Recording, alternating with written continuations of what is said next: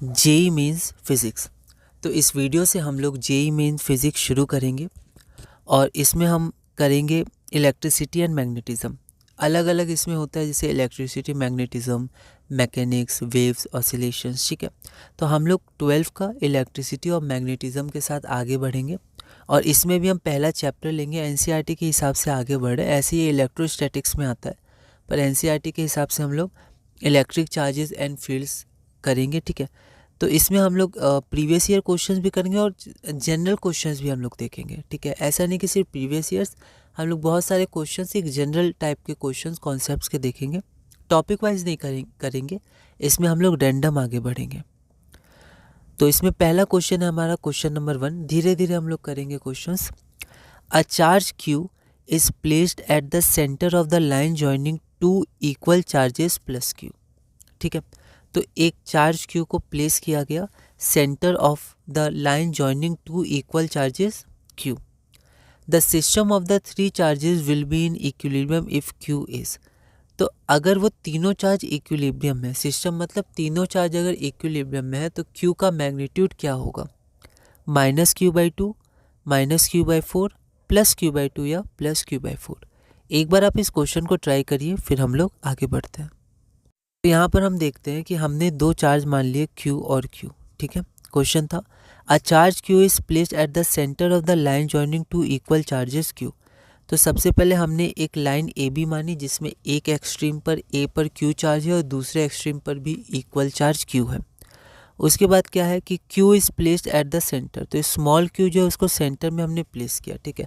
अब हम चाहते तो यहाँ पर इसको r/2 इस टोटल को r भी मान सकते थे, लेकिन कैलकुलेशन थोड़ा आसान हो तो हमने क्या किया, हाफ डिस्टेंस को ही r माना है, ठीक है, ताकि इंटीजर में रहे, मतलब फ्रैक्शन ना हो। तो ये r हो गया, ये r हो गया और ये हमारा 2r हो गया, है ना। कोई दिक्कत नहीं है, ऐसे भी रिप्रेजेंटेशन में हाफ पे ही है, 2r का हाफ।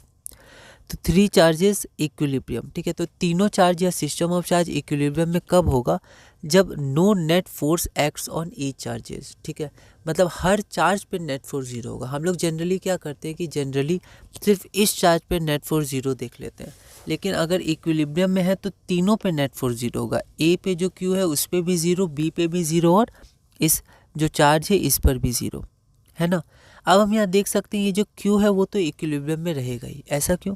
क्योंकि Q और Q ये पॉजिटिव मान के हम लोग आगे बढ़ रहे हैं, मतलब अभी पॉजिटिव लेके चल रहे हैं, आगे अगर इसका निगेटिव आएगा तो हम लोग देख लेंगे।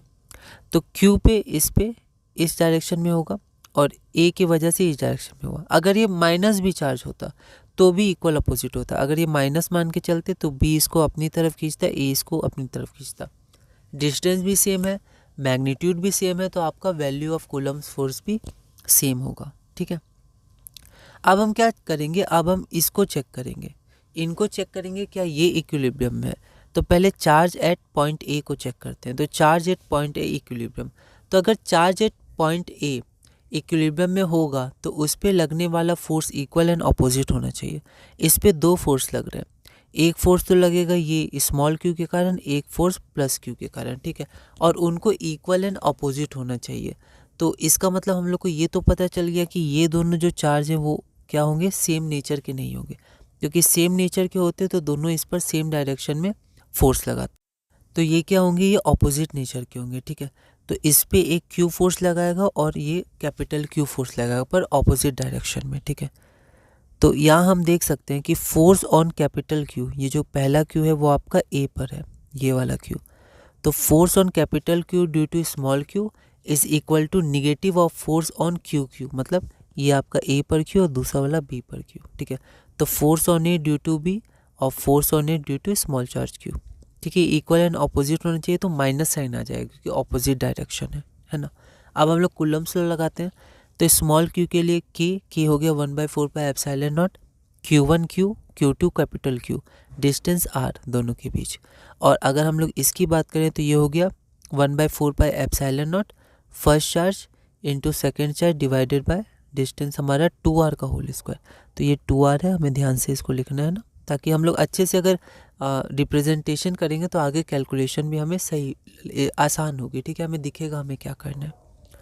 इसको जब हम लोग सॉल्व करेंगे तो हमारी Q की वैल्यू आ जाएगी -q/4, ठीक है। तो हमारी जो Q की वैल्यू आ गई वो -Q/4 है ना। और उसी तरह अगर हम लोग B के लिए भी करेंगे तो B पर भी देखेंगे तो भी आपका Q -Q/4 आएगा, ठीक है। अब यहाँ पर Q का आपको साइन नहीं बताया गया, प्लस है या माइनस है, पर कोई दिक्कत नहीं है। अगर Q माइनस भी होगा तो आपका जो Q है वो +Q/4 में आ जाएगा, ठीक है। तो यहाँ पर ऑपोजिट है तो इसलिए हमने माइनस के साथ आगे बढ़े, ठीक है। Q को अगर पॉजिटिव मान लेते हैं, कैपिटल Q को, तो आपका ये जो स्मॉल q है वो आपका -Q/4 हो जाएगा। और अगर आपका जो प्लस q है वो निगेटिव चार्ज हुआ, इक्वल एंड अपोजिट, तो यहाँ पर निगेटिव होगा तो ये प्लस, तो ये +Q/4 आ जाएगा, ठीक है। तो यहाँ पर आपका जो आंसर आ जाएगा वो आ जाएगा Q बराबर -Q/4, ठीक है। आप B के लिए भी निकालेंगे तो भी ऐसे ही निकालेगा, यही आ जाएगा। तो आपका आंसर आ जाएगा -Q/4, जो हमारा ऑप्शन नंबर B है। तो इसी तरह हम लोग कुछ कॉन्सेप्चुअल क्वेश्चंस करते रहेंगे और बीच बीच में प्रीवियस ईयर्स भी देखेंगे, पर ज़्यादा क्वेश्चंस हम लोग इसी कॉन्सेप्ट का करेंगे, कुछ है ना। तो इस वीडियो में हमने क्वेश्चन नंबर 1 पूरा किया। अगली वीडियो में हम क्वेश्चन नंबर 2 करेंगे और धीरे धीरे इलेक्ट्रिक चार्जेस एंड फील्ड्स में आगे बढ़ेंगे।